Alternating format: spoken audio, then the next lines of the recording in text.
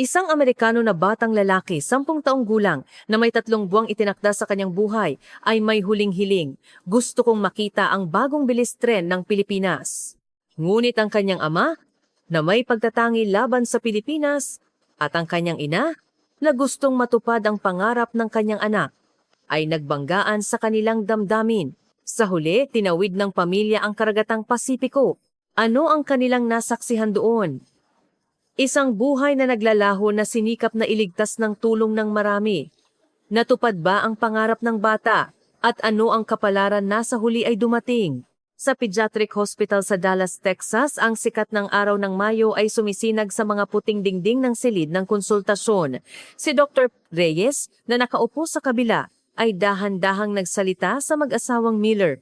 Dumating na ang resulta ng mga pagsusuri. Mahigpit na hinawakan ni James Miller ang kamay ng kanyang asawang si Emma. Kinagat ni Emma ang kanyang labi, naghihintay sa susunod na sasabihin ng doktor. Ben, ang iyong dilated cardiomyopathy ay umusad ng higit sa inaasahan. Ang function ng iyong puso ay lubhang bumaba at sa kasalukuyang medisina, walang lunas.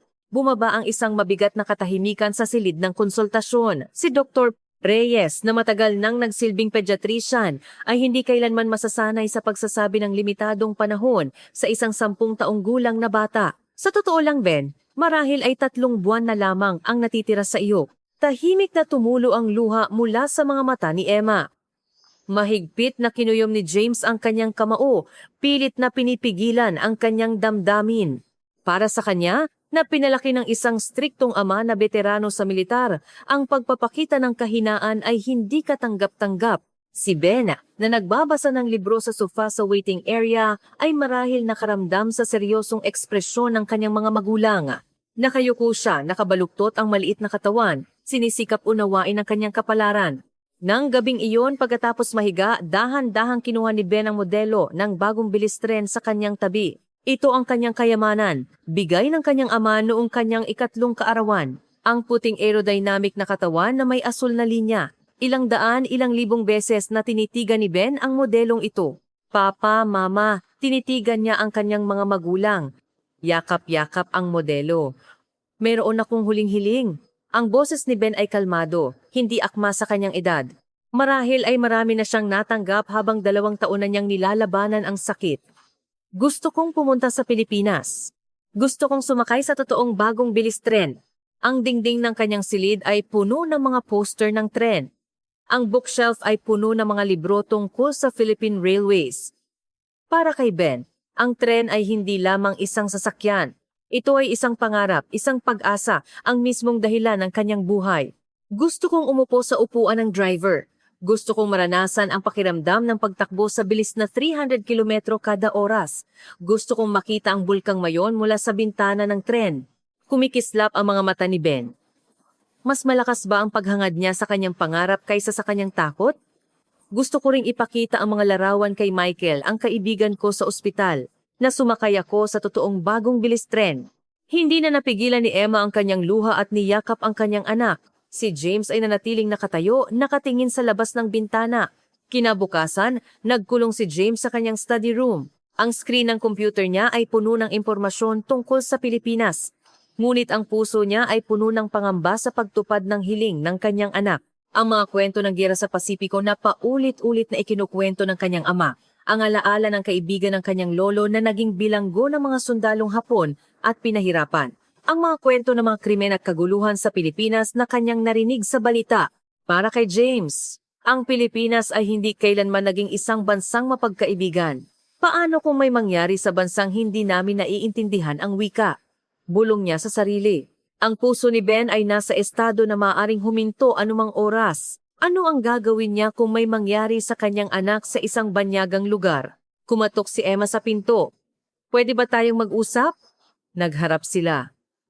Hinawakan ni Emma ang kamay ng kanyang asawa at dahan-dahang nagsimulang magsalita.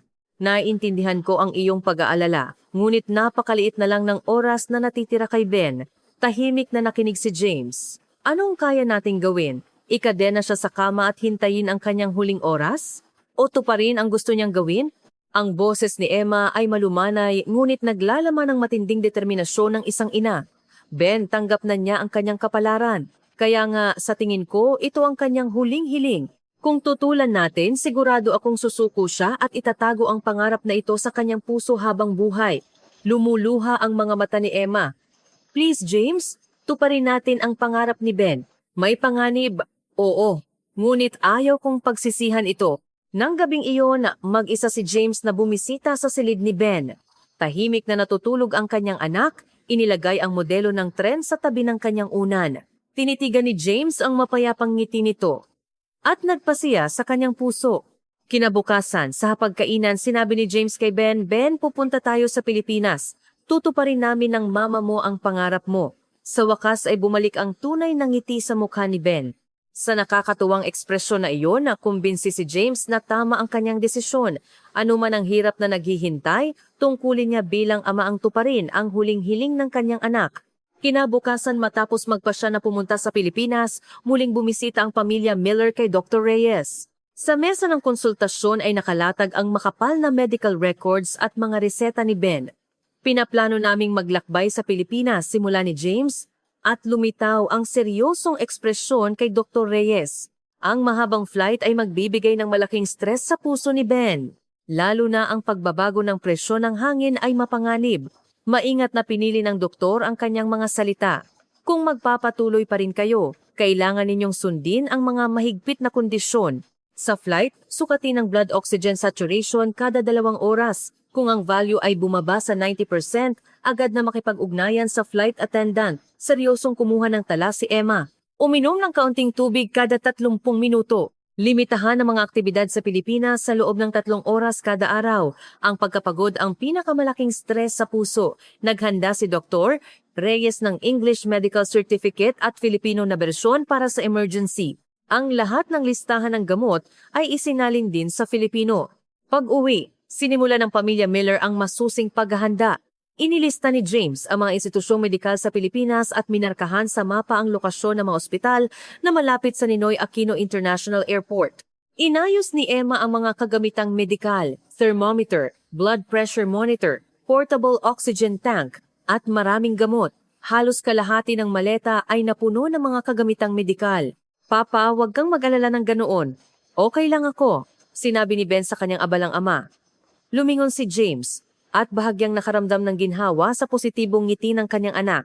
Nag-book sila ng business class flights. Ang dahilan ay ang kakayahang humiga at mas madaling makakuha ng tulong sa emergency. Kinabukasan bago ang pag-alis, naghanda si Emma ng paboritong pagkain ni Ben, manok at mashed potatoes, kasama ang apple pie. Habang kumakain ang pamilya sa hapagkainan, bawat isa ay nagpapahalaga sa kanilang nakatagong damdamin. Medyo matatagalan bago ako makakain ulit ng luto ni Mama, sabi ni Ben na may kaunting lungkot. Pero narinig ko rin na maraming masasarap na pagkain sa Pilipinas. Excited na ako! Sa umaga ng pag-alis, nagtipo ng mga kamag-anak at kaibigan sa airport ng Dallas para maghatid. Tinitigan ng mga taong nakakaalam ng sakit ni Ben ang pamilya na may magkahalong ekspresyon. Mag-ingat kayo sa inyong biyahe. Kumuha kayo ng maraming larawan ha. Ang ate ni James ay malumanay na niyakap ang kanyang pamangkin. Niyakap ni Ben ang bawat isa, pilit na pinipigilan ang kanyang luha. Ang pag-iisip na ito na marahil ang huling paalam ay bumababa ng mabigat sa puso ng lahat. Pagkatapos ng check-in, huling sinuri ni James ang mga kagamitang medikal. Ang mga gamot ay nasa hand luggage. Ang medical certificate ay may 2 kopya, English at Filipino. Kumpleto rin ang listahan ng mga emergency contact. Papa, okay na po. Perpekto na ang preparations, di ba? Hinawakan ni Ben ang kamay ng kanyang ama at ngumiti. Habang papunta sa boarding gate, tumigil si Ben at lumingon. Kinawayan niya ang mga naghatid sa kanila. Salamat sa inyong lahat. Magpupursige ako. Babalik akong malusog. Ang kanyang boses ay umalingaw-ngaw sa lobby ng airport. Ang mga naghatid ay kumaway, lumuluha. Pagkaupo sa eroplano, tumingin si Ben sa labas ng bintana. Papa, Mama, magsisimula na ang ating adventure, di ba? Hinawakan ni Emma ang kamay ng kanyang anak. Oo, Ben, ang simula ng isang espesyal na adventure para sa ating pamilya. Nagsimula ang 16 oras na flight. Sinusukat ni James ang blood oxygen saturation ni Ben kada 2 oras. Stable ang values. At nagpalipas ng oras si Ben sa panonood ng pelikula at pagbabasa ng libro sa eroplano. Paminsan-minsan sinisiguro ni Emma ang kalagayan ng kanyang anak habang tinitingnan ang tanawin sa labas ng bintana. Ang eroplano ay lumilipad sa ibabaw ng karagatang Pasipiko. Isang hindi pa nararating na bansa ang naghihintay. May pangamba. Ngunit higit pa rito, ang pag-asa na matutupad ang pangarap ng kanyang anak ang nanginibabaw. Oras na ng pagkain sa eroplano. Matagal nang hindi nagpakita ng ganitong gana si Ben. Masarap? Sa salitang iyon, nakahinga ng maluwag ang kanyang mga magulang. Hindi nagtagal, umalingaw-ngaw ang anunsyo mula sa piloto. Malapit na tayong lumapag sa Ninoy Aquino International Airport. Kumislap ang mga mata ni Ben. Sa wakas, makakarating na siya sa Pilipinas. Pagkababa sa Ninoy Aquino International Airport, huminga ng malalim si Ben. Pagkatapos dumaan sa immigration at patungo sa luggage claim, hindi sinasadya ay huminto si James. Ang lahat ng maleta na lumalabas sa conveyor belt ay maganda at maayos na nakahanay sa parehong direksyon. Ang mga hawakan ay nakaharap palabas at ang mga tag ay nakalagay upang madaling makita. Ang isang airport staff na malapit ay bahagyang yumuko. Ang tanawin ng mga staff na nakasuot ng uniforme na maingat na nag-aayos ng bawat bagahe ay ikinagulat ni James. "Ang galing, Papa! Parang puzzle! Ang ganda ng ayos!" Sabi ni Ben na may paghanga. Pagkatapos makuha ang kanilang mga bagahe, huminto sila sa restroom. Nawala ng salita si James sa kalinisan nito. Hindi ito maihahambing sa mga airport sa Amerika. Lahat ay maayos at malinis. Habang sinusubukan nilang dumaan sa customs, isang staff ang nag-alok kay James ng libreng cart, nakita ang kanyang mabibigat na maleta. "Mabigat po yata ang inyong bagahe. Gamitin po ninyo ang cart na ito." Naguluhan si James sa pagitan ng imahe ng Pilipinas na narinig niya mula sa kanyang ama, isang sarado at malamig na bansa, at ang realidad na nasa harap niya. Paglabas sa arrival lobby, huminga ng malalim si Ben. Parang iba ang hangin sa Pilipinas. Nagsisimula ng adventure ng pamilya Miller sa Pilipinas. Pagdating sa hotel sa Maynila, sinalubong sila ng front desk staff na yumukod ng malalim. "Maligayang pagdating po." Habang pinoproseso ang check-in, napansin ng staff ang kalagayan ni Ben. "Isinasaalang-alang po namin ang kalusugan ng inyong anak, kaya inihanda po namin ang isang silid na tahimik. Malapit po ito sa elevator, kaya madali lang ang paggalaw." Nagulat si Emma sa pagiging maalalahanin. Pagkapasok sa silid, muling nagulat si James sa kalinisan at kaayusan nito. Ang mga tuwalya sa banyo ay maayos na nakatiklop, at ang mga amenities ay nakalagay ng maayos. "Papa, tingnan mo. Mayroong bote ng tubig." Natuklasan ni Ben ang libreng mineral water sa tabi ng kama. Maingat na ipinaliwanag ng staff ang setting ng temperatura ng refrigerator upang maiimbak ang gamot ni Ben. Kung mayroon po kayong anumang katanungan, huwag po kayong mag-atubiling tumawag sa front desk. Pagkatapos mag-unpack at magpahinga, tiningnan ni Emma ang lungsod ng Maynila mula sa bintana. Nakatayo ang matatayog na gusali at ang mga sasakyan ay maayos na tumatakbo sa pagitan nito. "Mama, gutom na ako," sabi ni Ben, kaya tinawagan ni Emma ang concierge. Pagkaraan ng ilang minuto, dumating ang concierge sa kanilang silid at nagrekomenda ng mga kalapit na restaurant. "Para po sa mga customer na may kasamang bata, irerekomenda po namin ang restaurant na ito. 5 minutong lakad lang po ito mula sa hotel at marami po silang child-friendly menu." Naghanda pa siya ng mapa at brochure ng restaurant. Nang gabing iyon, naghapunan ng pamilya Miller sa family restaurant ng hotel. Maraming larawan ang nasa menu, kaya madaling umorder kahit hindi naiintindihan ang wika. Masarap ito. Itinuro ni Ben ang larawan ng hamburger. Nang dalhin ang pagkain, nagulat sila sa maingat na presentasyon nito. "Iba talaga sa mga restaurant sa Amerika," sabi ni Emma na may paghanga. Pagkatapos kumain at lumabas ng restaurant, yumukod ng malalim ang staff bilang paalam. Sa kanilang paggalang, muling naramdaman ni James ang kultura ng bansang Pilipinas. Kinabukasan, ang pamilya Miller ay patungo sa istasyon ng Maynila Sentro. Sa istasyon, lahat ng signs ay mayroon ding English translation. Nagulat si James sa pagiging maalalahanin ng disenyo. Nang siya ay naguguluhan sa harap ng vending machine, isang station staff ang lumapit. "Saan po kayo pupunta?" Nang sabihin niya ang kanilang destinasyon, maingat na ipinaliwanag ng staff kung paano bumili ng tiket. Hindi lamang siya nagpaliwanag, kundi nagpakita rin ng aktual na operasyon. Paglabas sa labas, lumitaw sa harap nila ang lumang bahagi ng istasyon ng Maynila Sentro. "Wow!" Bulalas ni Ben. Ang istasyon ng Maynila Sentro na nakita niya sa larawan ay nasa harap niya na ngayon. Pagkapasok sa loob ng istasyon, nabigla sila sa lawak at dami ng tao. Ngunit nakakagulat, kahit na maraming tao, walang kaguluhan. Papa, tahimik ang lahat, bulong ni Ben. Tunay nga, mas tahimik ito kumpara sa mga istasyon sa Amerika. Habang naghahanap ng platform ng bagong bilis tren gamit ang information board, isang station staff ang lumapit. May problema po ba kayo? Nang sabihin ni James ang kanilang destinasyon, maingat na ipinaliwanag ng staff ang direksyon. Umaakyat sila sa escalator at naglakad sa mahabang pasilyo. Makikita sa bawat hakbang ni Ben ang kanyang pagkasabik. Pagkarating sa platform ng bagong bilis tren, kumislap ang mga mata ni Ben. Ang puti at asul na aerodynamic na tren ay tahimik na nakaparada. Ang totoong bagong bilis tren. Nakatayo si Ben, tinitigan ng tren. Ang tren na pinapangarap niya simula pa nung 3 taong gulang siya ay nasa harap niya. Sa electronic display board ng platform, sunod-sunod na ipinapakita ang oras ng pag-alis ng mga tren. Tumingin si Ben sa relo ni James upang kumpirmahin ang katumpakan. Hindi nagtagal, tumunog ang bell ng pag-alis. Dahan-dahang gumalaw ang bagong bilis tren.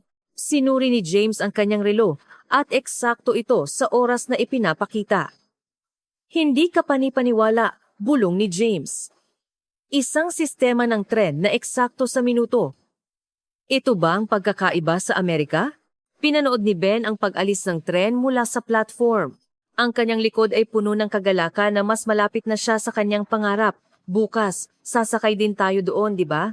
Niyakap ni Emma ang kanyang anak sa balikat. Oo, bukas ang araw na sasakay ka talaga sa bagong bilis tren. Sa tindahan sa istasyon, nakita ni Ben ang miniature ng tren. Sinubukan itong bilhin ni James ngunit umiling si Ben. Okay lang papa, makakasakay na ako sa totoong tren bukas, sapat na iyon. Habang naglalakad sa istasyon, nagpakita ng interes si Ben sa lahat ng nakikita niya. Mga tindahan ng pagkain, souvenir shops, information boards, lahat ay sariwa at lahat ay mukhang espesyal. Pabalik sa hotel, tiningnan ni James ang lungsod ng Maynila. Malinis na kalsada, maayos na gusali, magalang na tao. Malayo ito sa imahe ng Pilipinas na narinig niya mula sa kanyang ama. Nang gabing iyon, sa silid ng hotel, tiningnan ni James ang labas ng bintana. Maganda ang tanawin ng Maynila sa gabi. Emma, baka nagkamali ako, dahan-dahang sinabi ni James sa kanyang asawa. Ang alam ko lang tungkol sa bansang Pilipinas ay pagtatangi. Ngunit nang dumating ako dito, lahat ay iba. Hinawakan ni Emma ang kamay ng kanyang asawa. Ben, mula nang dumating tayo dito, lumiwanag ang kanyang mukha. Tinitigan ni James ang mukha ng kanyang anak. Bukas ang araw na sasakay si Ben sa pinaka-inaasam niyang bagong bilis tren. Nararamdaman niya na dahan-dahang lumulambot ang kanyang matigas na puso at sa parehong oras, nakumbinsi siya na ang biyaheng ito ay magiging napakahalaga para sa kanilang pamilya. Kinabukasan, hawak ang kanilang mga tiket sa bagong bilis tren, muling bumalik ang pamilya Miller sa estasyon ng Maynila Sentro. Si Ben ay hindi mapakali simula pa noong umaga. Paulit-ulit na sinisuri ang kanyang kamera sa loob ng kanyang bag. Papa, marami akong pwedeng kunan ng litrato? Oo Ben, kunan mo ang gusto mo. Pagkaakyat sa platform, nakaparada na ang bagong bilis tren na sasakyan ni Ben. Isang puting katawan na may asul na linya, eksaktong katulad ng nakita ni Ben ng maraming beses sa mga larawan. Sa wakas, makakasakay na ako. Nanginginig ang boses ni Ben. Malumanay na niyakap ni Emma ang balikat ng kanyang anak. Pagkapasok sa tren, nagulat sila sa kalinisan ng loob. Dito tayo! Nakita ni Emma ang kanilang reserved seats. Umupo si Ben sa tabi ng bintana, namumula ang pisngi sa excitement. Papa, napakalawak ng upuan! Tunay nga, kumpara sa mga tren sa Amerika, mas maayos ang pagkakagawa ng mga upuan. Ang reclining function, legroom at disenyo ng mesa. Lahat ay idinisenyo para sa kaginhawaan ng pasahero. Tumunog ang bell ng pag-alis. Idinikit ni Ben ang kanyang mukha sa bintana, tinitigan ang platform. Dahan-dahang gumalaw ang bagong bilis tren. Gumagalaw, nanginginig ang boses ni Ben. Sa una, mabagal ang galaw, ngunit lumakas ang bilis. Umaagos ang tanawin ng Maynila sa likuran. Mabilis, pero hindi man lang gumagalaw. Nagulat na sabi ni Ben. Tunay nga, dapat ay lumampas na ito sa 200 kilometros/h, ngunit halos walang naramdamang paggalaw. Ang tubig sa baso ay hindi gumagalaw at posible pa ring magbasa. Muling nagulat si James sa mataas na antas ng teknolohiya. Iba ito sa mga tren sa Amerika. Tiningnan niya ang loob ng tren at tahimik ang mga pasahero. Mayroong nagbabasa, mayroong nagtatrabaho sa laptop, mayroong natutulog. Walang sino man ang nagsasalita ng malakas at bawat isa ay nag-enjoy sa kanilang sariling oras. Patuloy na lumakas ang bilis hanggang sa maabot nito ang pinakamataas na bilis. Ang tanawin ay mabilis na umaagos sa likuran ngunit nakakagulat na tahimik sa loob ng tren. Papa, gaano kabilis na tayo ngayon? Marahil ay mga 280 km/h kumislap ang mga mata ni Ben. Dresto semdesiat kamena ha? Siya ay naglalakbay sa bilis na iyon ngayon. Ben, gusto mo ba ng inumin? Tanong ni Emma at tumango si Ben. Nang bumili ng inumin sa vending machine sa istasyon, nagulat si James sa kalinisan at dami ng mga pagpipilian. Ang mainit at malamig na inumin ay ibinebenta sa iisang makina. Papa, ang bagong bilis tren, hindi pa raw ito nakaranas ng aksidente, di ba? Oo, Ben. 0 ang passenger fatality simula pa noong nagsimula ito. Tumango si Ben na may paghanga. Tumatakbo sa ganoong bilis habang pinapanatili ang perpektong safety record. Iyan ang bagong bilis tren ng Pilipinas. Nang pumunta si Ben sa banyo sa loob ng tren, nagulat siya sa kalinisan nito. Papa, napakalinis ng banyo. Tumatakbo tayo. Pero hindi man lang marumi. Parehong naramdaman iyon ni James. Kahit na tumatakbo sa 280 km/h, perpektong malinis ang banyo. Pagbalik sa kanyang upuan, may kinuha si Emma mula sa kanyang maliit na bag. Gutom ka na ba? Ang inalok ni Emma ay ang baon sa biyahe na binili nila sa estasyon ng Maynila Sentro. Pagkabukas ng packaging, lumitaw ang maganda at maayos na pagkain. Wow! Nanlaki ang mga mata ni Ben. Kanin, piniritong manok, itlog na maalat, nilagang gulay. Bawat isa ay maingat na inihanda, parang gawa ng sining. Masarap? Lumawak ang ngiti sa mukha ni Ben. Hindi niya inaasahan na magiging ganito kasarap ang baon sa biyahe kahit malamig na. Ang lahat ba ng pagkain sa Pilipinas ay ganito kasarap? Ngumiti si Emma. Siguro, ang mga Pilipino ay may kultura ng pagpapahalaga sa pagkain. Pagkatapos kumain, muling tumingin si Ben sa labas ng bintana. Patuloy na sumusulong ang bagong bilis tren at dumating ang sandali. Ben, tingnan mo doon! Itinuro ni James ang kanang bintana. Tumingin si Ben. At sa pagitan ng mga ulap, lumitaw ang isang malaking bundok. Isang perpektong kono na bundok na may niebe sa tuktok. Ang bulkang Mayon, napapigil ng hininga si Ben. Ang bulkang Mayon na nakita niya ng maraming beses sa mga larawan ay nasa harap niya na ngayon. Ang bulkang Mayon na nakita mula sa bintana ng bagong bilis tren ay mas maganda kaysa sa kanyang imahinasyon. Ang puting niebe sa tuktok na may asul na kalangitan sa background ay kumikinang. Dahan-dahang lumayo ang bulkang Mayon sa paningin. Ngunit ang kanyang imahe ay malalim na nakatatak sa puso ni Ben. Ang galing! Talagang ang galing! Hindi maitago ni Ben ang kanyang pagkasabik. Sumakay sa tren at makita ang bulkang Mayon. Isa sa mga pangarap ko ang natupad. Lumuluha ang mga mata ni Emma. Nakita niya ang purong kagalakan ng kanyang anak at naisip niya kung gaano kabuti na nagpasya silang maglakbay. Tiningnan ni James ang tanawin na dumadaloy sa labas ng bintana. Naiintindihan niya ngayon na ang Pilipinas ay mas kahanga-hanga kaysa sa inakala niya. Mama, masaya ako. Marahil ito ang pinakamasayang bagay na nangyari sa akin sa buong buhay ko. Ang mga salitang iyon ay nagpainit sa puso ni Emma. Ang kanyang anak, na binigyan ng 3 buwan na lamang sa buhay, ay nakakaramdam ng lubos na kaligayahan sa sandaling ito. Sapat na iyon upang bigyang kahulugan ang biyaheng ito. Tahimik at sigurado na sumusulong ang bagong bilis tren patungo sa destinasyon nito. Ang tanawin ng Pilipinas na nakikita mula sa bintana, ang perpektong nakaplanong sistema ng tren, at higit sa lahat ang masayang ngiti ni Ben. Hindi kailanman malilimutan ni James ang sandaling ito. Pagkababa ng tren, sumakay ang pamilya Miller ng taxi patungo sa pambansang museo ng tren. Si Ben ay hindi mapakali sa loob ng sasakyan. Natupad ang pangarap niyang sumakay sa tren, ngunit isa pang malaking pangarap ang naghihintay. Kaunting tiis na lang Ben, hinawakan ni Emma ang kamay ng kanyang anak. Nang makita ang gusali ng museo, napasigaw si Ben, ayan na! Pagkababa ng taxi at pagkapasok sa loob, ipinapakita ang inaasam-asam na bagong bilis tren. Wow, ang galing! Kumikislap ang mga mata ni Ben habang tinitingnan niya ang bawat isa. Ang bumungad sa kanya ay ang unang bilis tren first speed train na nagsimula noong 1964. Ang kakaibang bilog na hugis, ang puti at asul na pintura. Nakatayo si Ben sa harap ng tren. Ito pala ang simula ng lahat, sabi niya. Ang explanation panel ay may mga episode mula sa panahong iyon. Ang pagbubukas nito kasabay ng palarong Olimpiko sa Tokyo at ang pagiging pinakamabilis na tren sa mundo noon. Sumunod, tiningnan nila ang 100 series at 500 series, ang mga tren na sumasalamin sa teknolohiya ng bawat panahon. Kumuha ng larawan si Ben sa bawat isa, binasa ang mga paliwanag at pinag-aralan ng kasaysayan. Papa, tingnan mo! Ang 500 series na ito ang unang bagong bilis tren na umabot sa 300 kilometers h. Naramdaman ni James ang init sa kanyang puso habang nakikita ang kasipagan ng kanyang anak. Isang 10 taong gulang na bata na ganito kaseryoso, ganito kapuro ang pagmamahal sa tren. Pagkatapos niyang tingnan ang lahat ng exhibit, pumunta si Ben sa simulation area ng driver. Papa, sa wakas, nanginginig ang boses ni Ben sa excitement. Nagpunta si Emma sa counter, ipinakita ang kanyang booking confirmation email. Ito ay isang experience ticket na binili online ng maaga. 10 minuto bago ang oras ng inyong reservation, pakiantay po dito. Tinuro ng staff ang waiting space. Nakatayo si Ben, kinakabahan. Darating na ang sandali na pinapangarap niya mula pa nung 3 taong gulang siya, ang pagmamaneho ng bagong bilis tren. Pagkaraan ng ilang minuto, lumapit ang isang binata na staff, nasa huling 20s. Nakasulat sa kanyang name tag si Aris. Kayo po ba ang pamilya Miller? Salamat po sa paghihintay. Ngumiti si Kuya Aris kay Ben.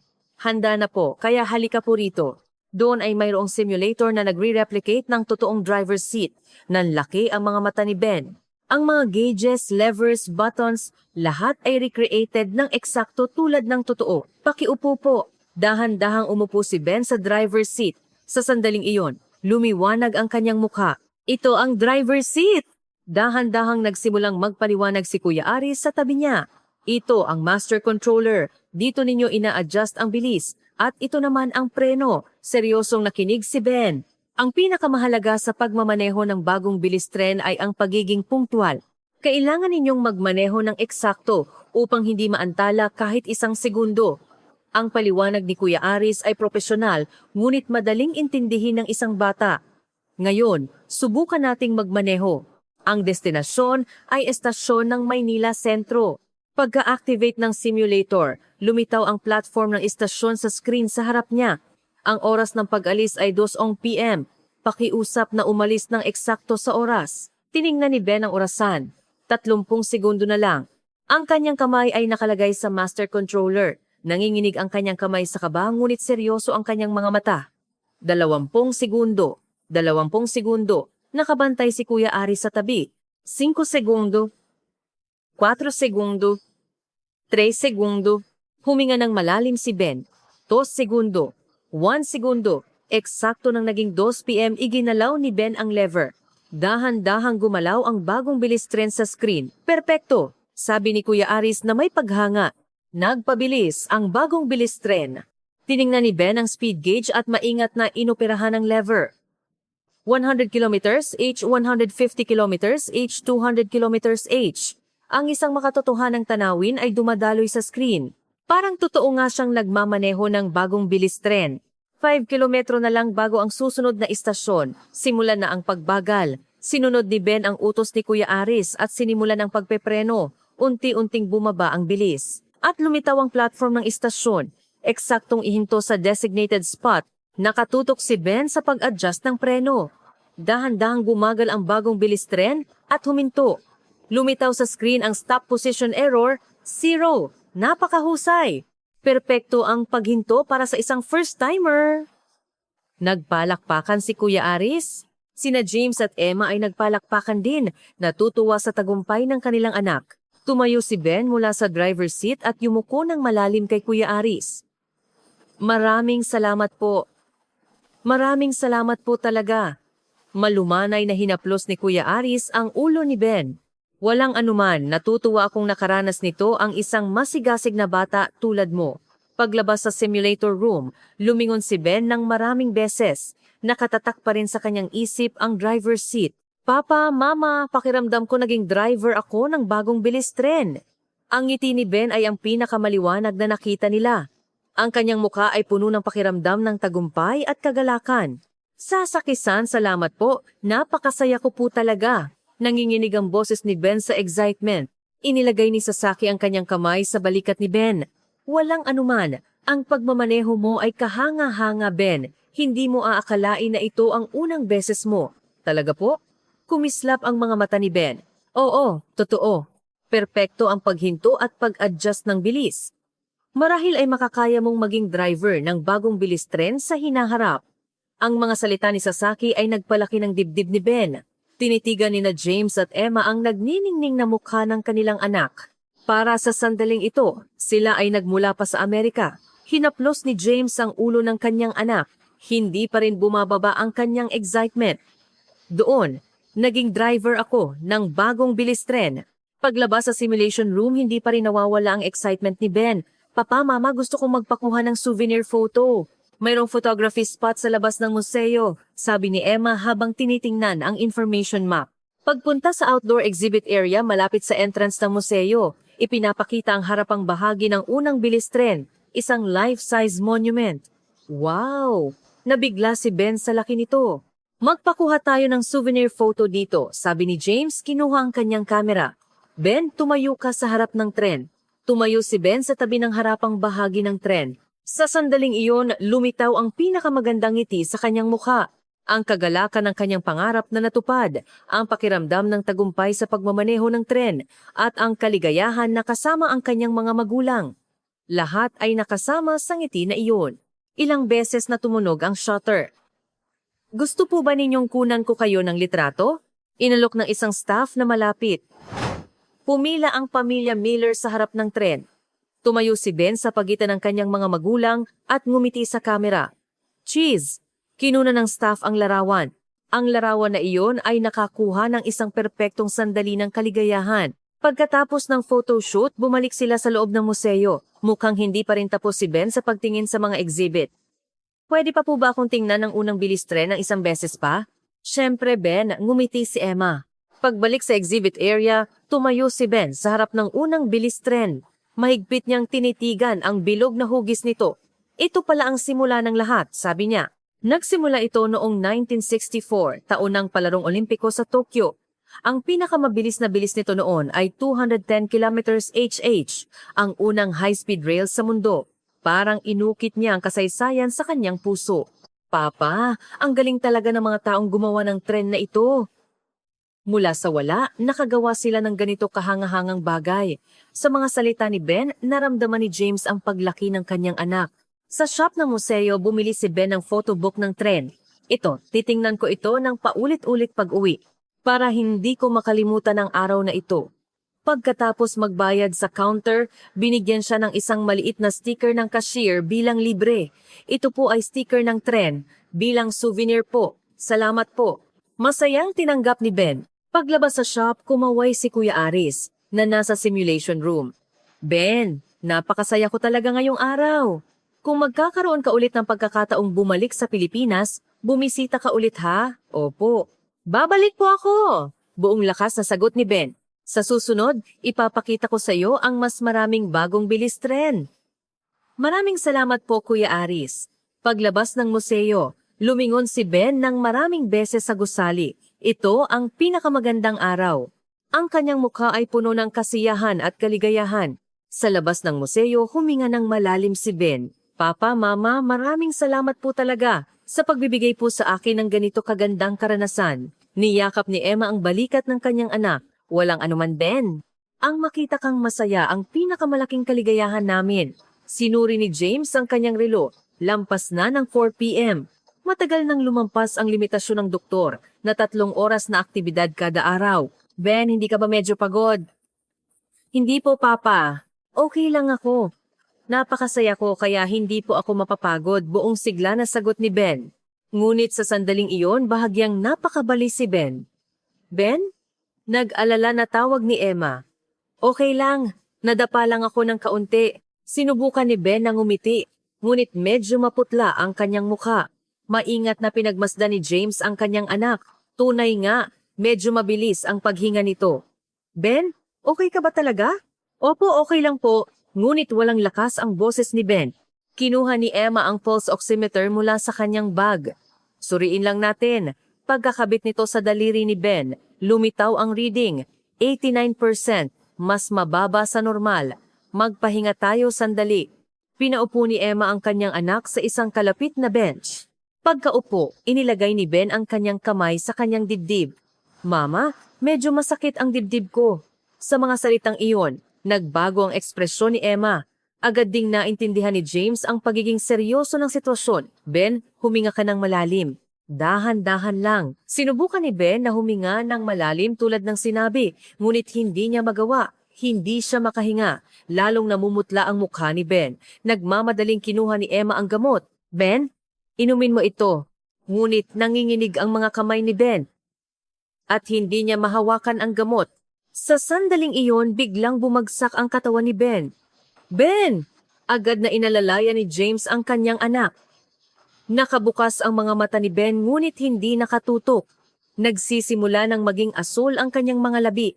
Papa, Mama, narinig ang isang maliit na boses. Salamat bagong bilis tren. At ipinikit ni Ben ang kanyang mga mata. Ben! Ben! Ang sigaw ni Emma ay umalingaw-ngaw sa labas ng museo. Nawala ng malay si Ben. Yakap-yakap ang kanyang anak, sumigaw si James sa paligid. Tulungan ninyo ako! Bumagsak ang anak ko! Ang sigaw na iyon ay narinig ng mga tao sa paligid ng museo. Pagkarinig sa sigaw ni James, ang unang lumapit ay ang staff ng museo.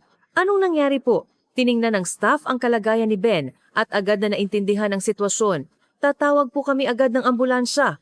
Sinimula ng staff ang pakikipag-ugnayan sa radyo. Front entrance emergency. Mayroong bata na nawala ng malay. Agad na humingi ng ambulansya. Sunod-sunod na nagtipon ang mga tao sa paligid. Kabilang sa kanila ang isang babae. Nurse po ako. Pwede po akong tumulong. Mabilis na lumapit ang babae kay Ben. Pakihiga po ang bata sa lupa. Sinunod ni James ang sinabi at inihiga si Ben sa lupa. Inilasagay ng nurse ang kanyang kamay sa leeg ni Ben upang suriin ang pulso. May pulso pa at mahina man patuloy pa rin ang paghinga. Ang kalmado na boses ng nurse ay bahagyang nagpababa ng tensyon sa paligid. Maari po bang sabihin ninyo ang medical history ng bata? Dilated cardiomyopathy po. Na-diagnose po siya na may 3 buwang buhay sa Amerika. Sagot ni James na nanginginig ang boses. Naghigpit ang ekspresyon ng nurse. Mataas ang posibilidad ng heart failure. Kailangan nating isecure ang airway. Itinaas ng nurse ang baba ni Ben upang buksan ang kanyang airway. Hawak ni Emma ang kamay ng kanyang anak. Ben, please, buksan mo ang iyong mata. Tumulo ang luha sa kanyang pisngi. Isang dumadaan ang nagbigay ng kanyang jacket at ipinatong kay Ben. Mas mainam po na panatilihin ang temperatura ng kanyang katawan. Salamat po, sabi ni Emma na lumuluha.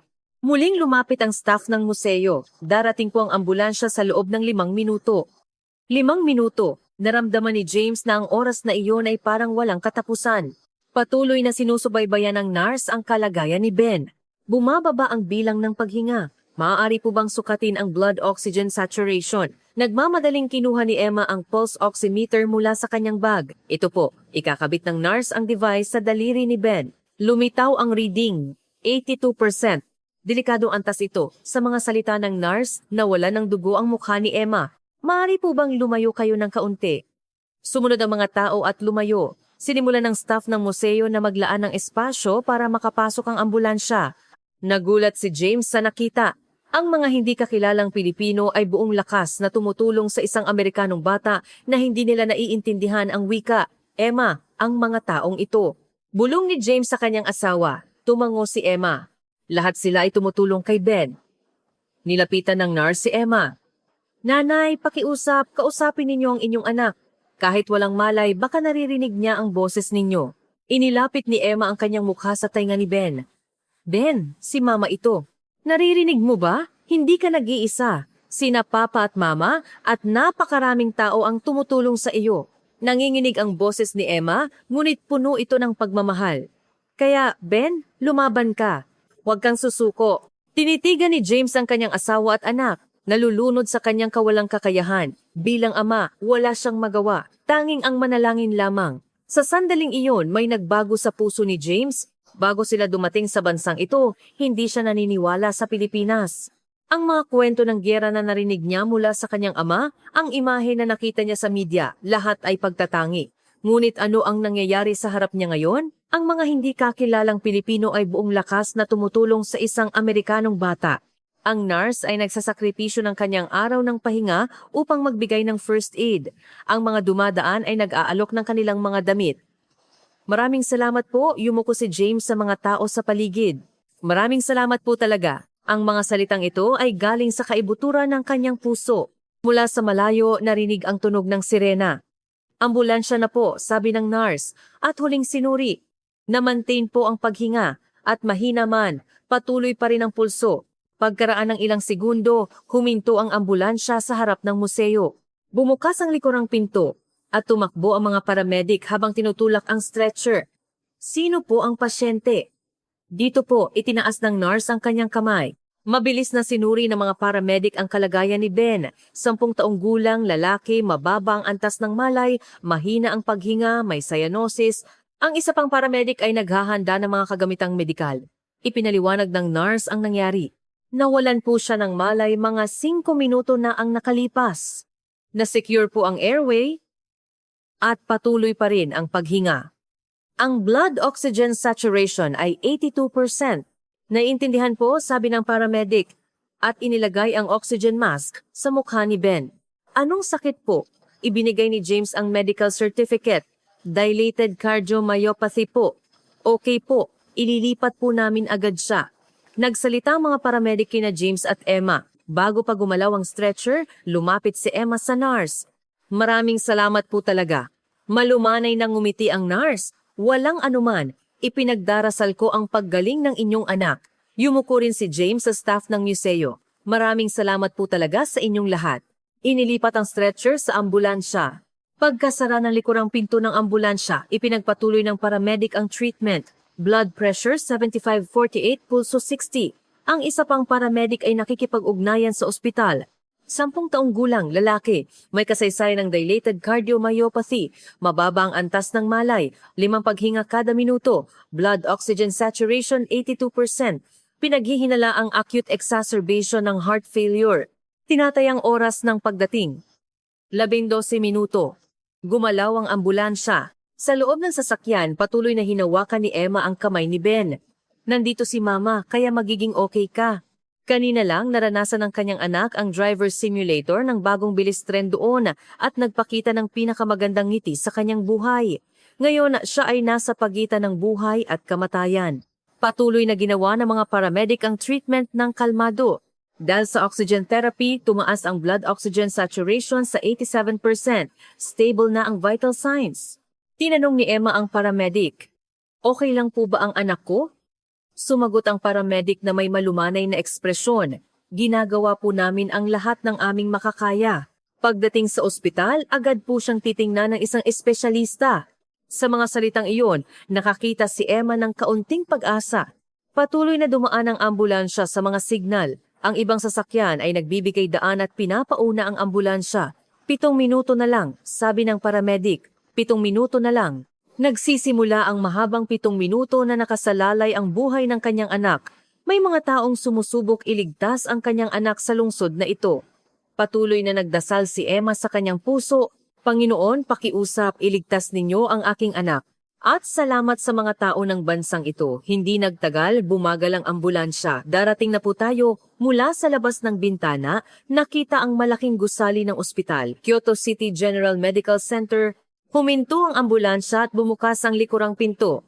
Nakahanda na ang staff ng ospital. 10 taong gulang, lalaki, dilated cardiomyopathy, acute exacerbation ng heart failure. Isinagawa ang turnover mula sa paramedic sa staff ng ospital. Ibaba ang stretcher mula sa sasakyan at dinala papasok sa ospital. Sumunod sina James at Emma. Pumasok ang stretcher na may lulan si Ben sa emergency room. Nagsara ang pinto. Nakatayo silang dalawa sa harap ng pinto. "Dito po kayo maghintay, mga magulang." Sinusubukan silang samahan ng isa pang nurse sa waiting area.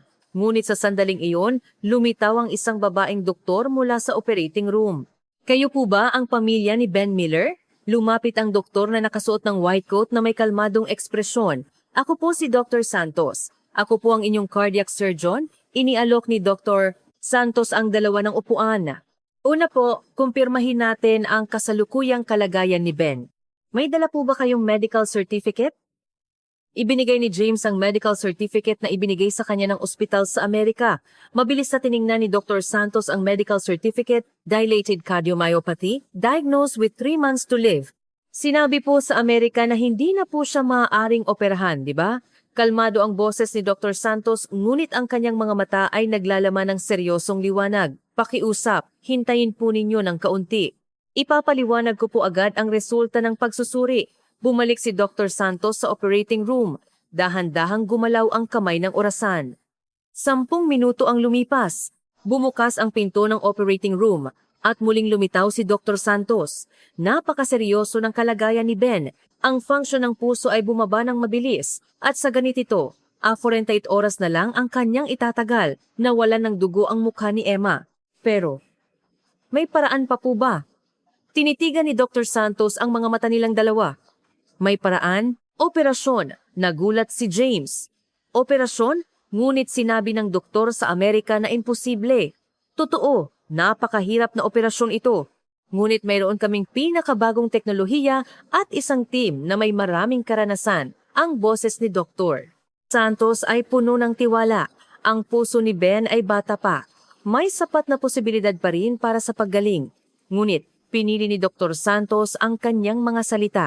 Ang success rate ay mga 60%. Mataas ang panganib, ngunit kung hindi siya ooperahan, ilang araw na lang ang itatagal ng buhay ni Ben. Nagkatinginan sina James at Emma. 60%. Hindi ito mataas. Ngunit kung wala silang gagawin, 0. Doktora, nanginginig ang boses ni Emma. Maaari po ba ninyong iligtas ang anak ko? Tumango si Dr. Santos. Gagawin namin ang lahat ng aming makakaya. Ang aming team ay matagumpay na nagawa ang maraming mahihirap na kaso.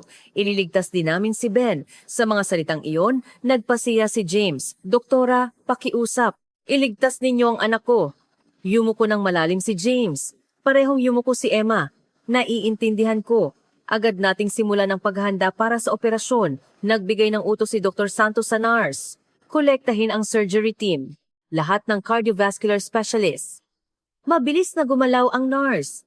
Kailangan ninyong pumirma sa consent form, mga magulang. Isang NARS ang nagdala ng mga dokumento.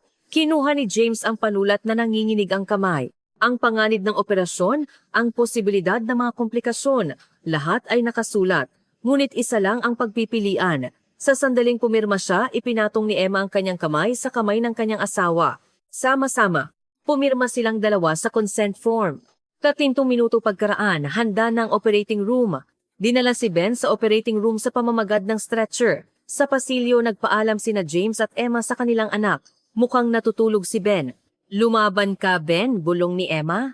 Nagsara ang pinto ng operating room. Bumukas ang pulang ilaw. Under operation. Umupo sina James at Emma sa bench sa waiting area. Tahimik na lumipas ang oras sa waiting area. Nagsimula ang operasyon alas 8 ng gabi. 8 miyembro ng medical team ang nagtipon sa pamumuno ni Dr. Santos. Lumipas ang isang oras. Isang nurse ang nagdala ng mainit na tsaa. Matagal pa po. Pakiusap, magpahinga po kayo ng kaunti. Salamat po, sagot ni Emma na lumuluha. Lumipas ang 2 oras. Tumayo si James at tumingin sa labas ng bintana. Milyon-milyong ilaw ang nagpapaliwanag sa lungsod. May mga taong sumusubok iligtas ang kanyang anak sa lungsod na ito. Naisip iyon ni James. Lumipas ang 3 oras. Nakahiga si Emma sa bench. Halos matulog na siya sa pagod at pangamba. Nakatayo si James, nakatitig sa labas ng bintana. Lampas na ng hating gabi. 4 na oras na ang lumipas simula nang magsimula ang operasyon. Hindi pa rin tapos ang operasyon. Alas 2 ng umaga. Lumuhod si James sa sahig. At nagdadasal, nakakuyom ang mga kamay. Panginoon, pakiusap, iligtas ninyo ang aking anak. Bago sila umalis sa Amerika, hindi siya naniniwala sa bansang Pilipinas. Ngunit ngayon, buong puso siyang naniniwala sa mga doktor ng Pilipinas. Alas 4 ng umaga. Bahagyang nagsimulang lumiwanag ang silangan. 8 oras na ang lumipas simula nang magsimula ang operasyon. Nakikita sa mga mata ni James ang pagod. Ngunit nanatili siyang nakaupo, naghihintay lamang. Alas 6 ng umaga, nagsimulang sumikat ang sikat ng araw sa pasilyo. Sa sandaling iyon, bumukas ang pinto ng operating room. Lumitaw si Dr. Santos na may pagod na ekspresyon. Ngunit ang kanyang mukha ay mayroong tiyak na ginhawa. Tumayo si James. Nagising din si Emma at mabilis na bumangon. Doktora! Huminga ng malalim si Dr. Santos at dahan-dahang ngumiti. Matagumpay ang operasyon. Sa mga salitang iyon, napasigaw si Emma at umiyak. Lumuhod si James sa harap ni Dr. Santos. Maraming salamat po! Maraming salamat po talaga! Napakalakas na bata ni Ben. Mahirap ang operasyon, ngunit ang kanyang kagustuhang mabuhay ang nagbigay sa amin ng lakas. Maaari po ba namin siyang makita? Tanong ni Emma na lumuluha. Sa loob ng ilang oras, maaari na po kayong bumisita. Nasa intensive care unit siya ngayon, nagpapahinga, ngunit dahan-dahang babalik ang kanyang malay. Pinaupo ni Dr. Santos ang dalawa sa upuan. Ipapaliwanag ko rin ang tungkol sa kanyang paggaling sa hinaharap. Ang puso ni Ben ay may hindi inaasahang lakas ng paggaling.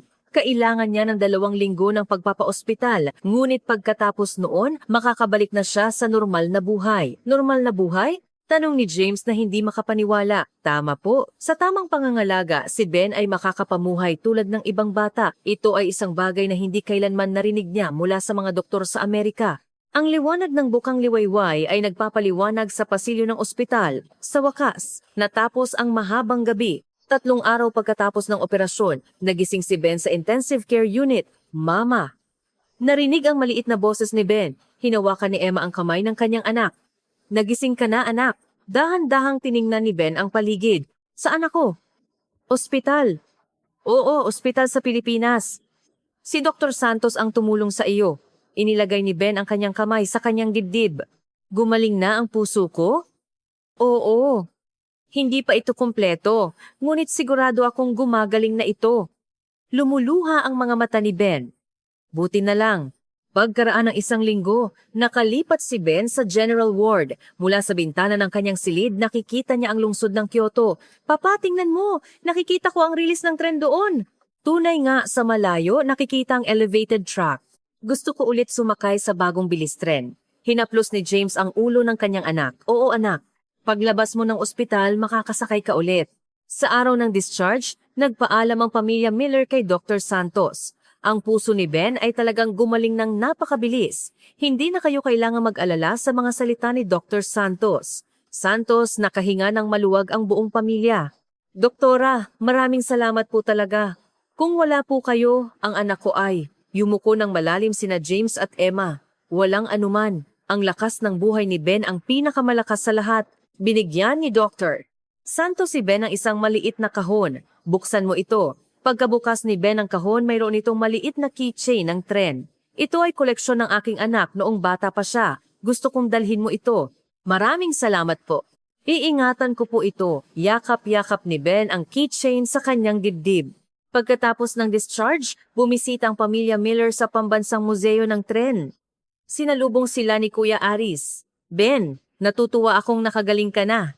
Nagpakita ng ginhawang ekspresyon ni Kuya Aris nang makita si Ben. Kuya Aris, maraming salamat po. Hindi ko po kailanman malilimutan ang simulator experience noong araw na iyon. Inabot ni Ben kay Kuya Aris ang isang sulat. Sinulat ko po ito habang nasa ospital.